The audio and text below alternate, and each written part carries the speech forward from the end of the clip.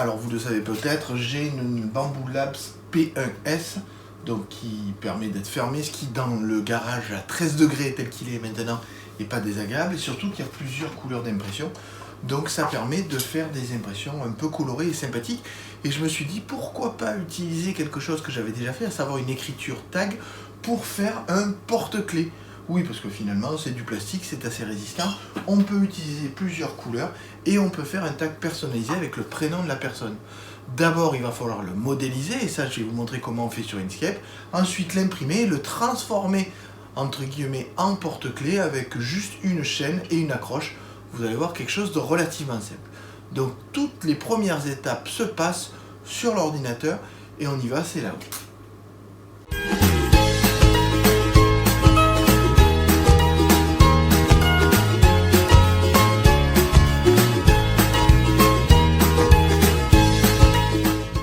Du coup, pour faire ce cadeau, je vais d'abord chercher une écriture un peu particulière, une écriture tag. Donc je vais sur le site sur dafone.com et je vais demander une écriture graffiti. Donc cette écriture graffiti, vous voyez qu'il y en a des tas. Par contre, petite particularité, je demandais est-ce qu'elle soit 100% gratuite. Si jamais je veux, on ne sait pas, monétiser mes outils, il faut quelque chose de 100% gratuit. Vous voyez que là, il en reste quand même pas mal, hein. J'aime bien celle-là parce qu'en fait, vous voyez qu'il y a des petits effets dans les lettres. Bon, il y a ce relief là qu'il faudra enlever et vous voyez que ça peut rendre très très bien. Donc on va rester sur Graffiti Desiderium qui est une police 100% gratuite. Donc il n'y a pas de souci, on peut le voir sur Instagram, il ne faut pas hésiter à y aller d'ailleurs. Puis en plus il accepte toutes les donations et il n'y a pas que lui. Donc une fois que cette police est téléchargée et installée, vous pouvez passer sur Inkscape. Alors pour faire mon porte-clés, puisqu'il s'agit de faire un porte-clés, je vais écrire ici un prénom, celui que je veux.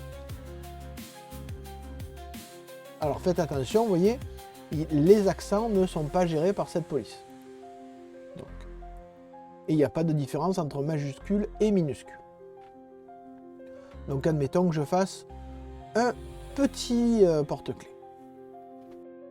Donc une fois que j'ai ouvert Inkscape, je vais utiliser l'outil avec cette fonte que je viens de choisir et je vais écrire un prénom, voilà, Maïssa par exemple. Donc j'ai là le prénom. Alors ça c'est pas mal, mais je vais devoir un peu travailler dessus. Donc déjà première chose, je transforme mes objets en dessin. Donc là c'est plus l'écriture, vous voyez, ce sont des dessins qui sont faits. Et j'ai plein de tracés, je vais séparer tous ces tracés. Alors bizarrement, on se rend compte que tout disparaît. Alors je vais changer la forme et le contour. Et en fait, ces formes-là peuvent être supprimées. Vous voyez, c'est tout ce qui donnait le relief noir dont j'ai plus besoin.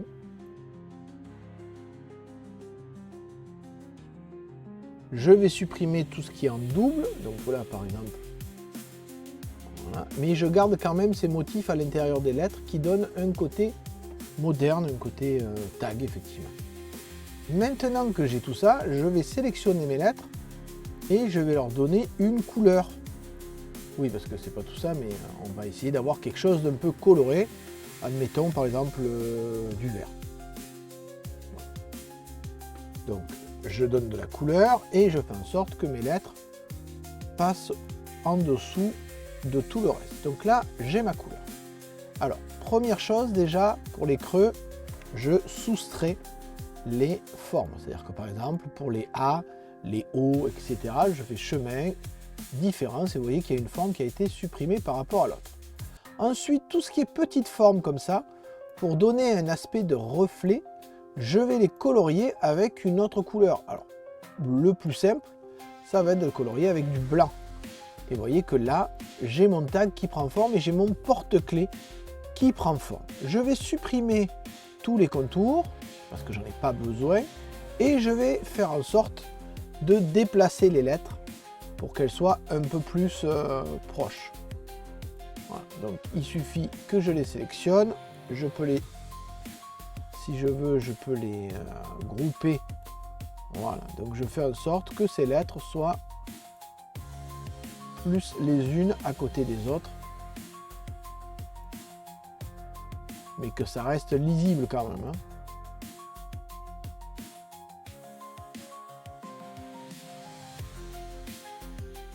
Une fois que la disposition me convient, je copie tous les éléments, donc CTRL-C, je les colle ici, et je vais supprimer tous les petits effets blancs, etc., dont j'ai pas besoin. Ah, je vais dégrouper d'abord, pardon. Je dégroupe, je supprime tous ces petits effets blancs dont j'ai pas besoin. Ah, juste, j'ai supprimé le i aussi.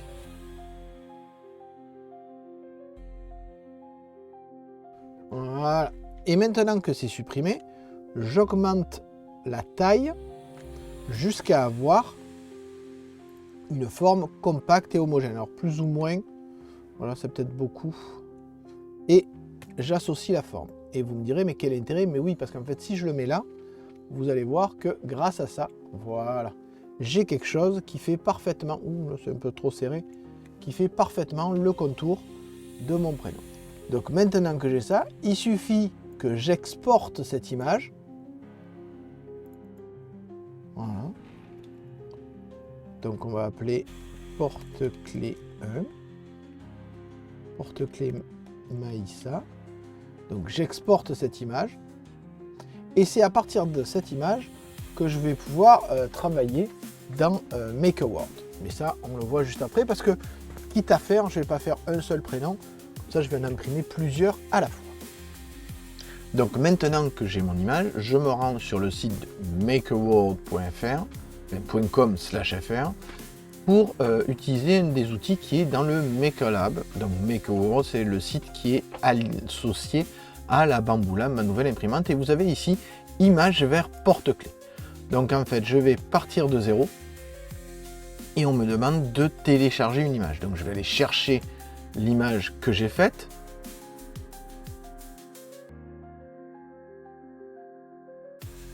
Et j'ajoute cette image là. Vous voyez donc ici mon image qui est ajoutée. J'ai changé la couleur entre temps et je confirme. Donc une fois que c'est fait, il est en train de tout calculer pour savoir combien il faut de couleurs, comment il va répartir les couches, etc. Et j'ai demandé une épaisseur d'image de 1 mm. Oui, il n'y a pas besoin d'une grosse épaisseur d'image puisque les couleurs sont quand même, c'est du plastique, donc c'est assez opaque pour justement cacher les couleurs qui sont derrière. Donc ici je demande, vous voyez, en 4, 8 ou 12 couleurs. Bon là je vois que j'en ai que 3, hein, donc j'ai pas besoin d'aller au-delà. Et maintenant j'ai ici une visualisation en 3D, ce que je demande, et tout ce que je peux gérer, c'est-à-dire quelle épaisseur je veux. Donc moi je veux qu'il fasse, allez, 3 mm, et que ça soit le noir. Vous voyez que d'un coup il a augmenté ici l'épaisseur. Il demande comment je veux que soit le noir, c'est-à-dire est-ce qu'il fait tout le tour, est-ce que là c'est recto verso, est-ce que il n'y a que avant arrière, vous voyez, parce qu'en fait suivant comment je vois derrière, vous voyez là j'ai Maïssa à l'envers, donc ou est-ce que comme ça, mais alors du coup ça me le double et c'est encore plus épais, donc là ça fait beaucoup et voilà mon préféré, donc un noir. Et ici le côté comme ça avec le prénom, et je demande à ce que ce soit face down, c'est à dire que ce côté là sera contre le plateau, et vous allez voir que le fait de le mettre contre le plateau, ça permettra d'avoir un petit effet grâce à un plateau un peu particulier. J'aurais pu mettre ici un contour, vous voyez qu'il me demande l'épaisseur du contour, alors j'ai pas besoin de le faire puisque je l'ai déjà mis dans mon image. Il me demande si je veux mettre un petit anneau, vous voyez, il me demande où est-ce que je veux mettre un petit anneau. Alors pareil, vu que je vais utiliser un anneau qui existe déjà, j'ai pas besoin d'ajouter ça, et j'ai peur qu'en plastique ça soit pas très solide. Il me demande l'épaisseur de l'image, alors je peux même diminuer l'épaisseur de l'image pour qu'elle fasse à peine 2 couches. Vous voyez, ce qui me permet d'économiser un peu de bleu et de blanc sans perte de qualité. Et une fois que ça c'est fait, j'ai plus qu'à télécharger mon fichier en 3MF, important de le faire en 3MF et pas en STL, pour garder justement les différentes couleurs avant de les envoyer à mon imprimante. Bon ben, on va voir ça. Donc on se retrouve sur le logiciel de Bambu Labs pour préparer mon impression. Je vais aller chercher mon fichier et je le mets ici. Et vous voyez qu'effectivement, il me l'a mis avec l'image contre le plateau. Voilà. Donc, je vais préciser bien évidemment mon imprimante à moi. Je garde les choix qui ont été faits par défaut. Et j'ai plus qu'à, alors je le mets en 0,2 solide, hein, parce que je veux que ça tienne un peu quand même, ça reste un porte-clés. Et j'ai plus qu'à voir le temps d'impression que ça donne. Ah, bien choisir évidemment mes couleurs ici, hein, que j'ai pas d'erreur quand même. Et découper mon plateau, voir combien de temps ça me met à imprimer. Donc vous voyez que là j'en ai pour 40 minutes, donc ben, on va se retrouver un peu après quand il sera fini d'imprimer. Alors juste une petite remarque, là vous voyez que j'ai mis plusieurs porte-clés en même temps, des porte-clés avec des couleurs différentes, j'ai des bleus et des rouges, et vous voyez ici que le temps est de 1h23, donc à peine une demi-heure de plus, alors que j'ai mis 4 porte-clés de plus. Donc une remarque importante, n'hésitez pas à regrouper vos impressions pour être sûr de gagner du temps. Bon, ben maintenant que c'est fait, il n'y a plus qu'à imprimer et puis que je vous montre à quoi ça ressemble. Et puis c'est pas encore un porte-clés. Alors maintenant que j'ai imprimé en 3D le prénom, vous voyez, façon tag avec des reflets plutôt sympas, je vais utiliser maintenant ce kit là pour en faire un porte-clés. Alors je vais utiliser pour ce faire, vous voyez ici, un souffleur à chaud qui va me permettre de souffler dans cette attache, de bien la chauffer pour pouvoir l'insérer à l'intérieur de là pour en avoir un porte-clés. Bon ben, il reste plus qu'à faire parce que j'ai celui-là, mais j'en ai d'autres à faire aussi. Première étape, on met à chauffer le système de fixation dans le porte-clés. Ça prend quelques minutes. Et une fois qu'il est chaud, on va l'insérer dans le plastique. Et si c'est pas assez, on remet à chauffer. Vous voyez que petit à petit, le trou se fait. Et comme le plastique va fondre autour, ça va bien le tenir. Et quand il est bien enfoncé, on peut aussi visser pour terminer la mise en place de l'accroche. Ça y est, la tâche est bien insérée dans le porte-clés. Je vais utiliser un anneau ici, vous voyez, que je mets comme ça, qui va me permettre de relier mon attache avec la chaînette de mon porte-clés. Et une fois que c'est fait, évidemment, on resserre le tout. Et voilà, j'ai mon porte-clés personnalisé pour l'élève qui a eu plus de 35. Bon ben, il reste plus maintenant qu'à faire les autres et puis je pourrai les offrir la prochaine fois que je les verrai. J'ai pas fini encore.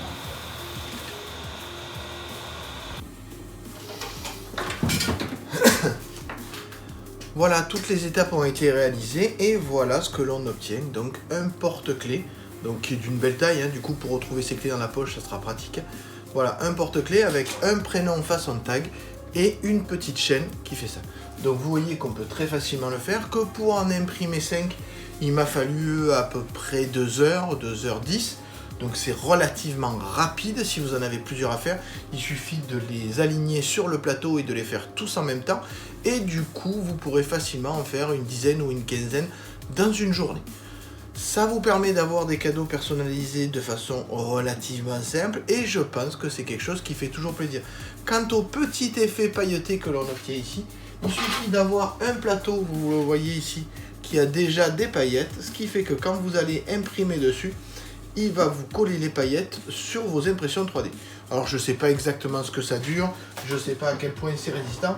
J'ai l'impression que si on frotte, elles ont tendance à partir, mais c'est pas grave, ça fait quand même son petit effet. Il faut avouer que c'est assez sympa. Donc j'espère que vous avez apprécié cette petite vidéo cadeau fait maison et fait avec passion et que nous pourrons nous retrouver pour d'autres vidéos sur cette chaîne. En effet, on est de plus en plus nombreux et je dois vous avouer que ça fait plaisir. Donc je vous dis au revoir et à bientôt.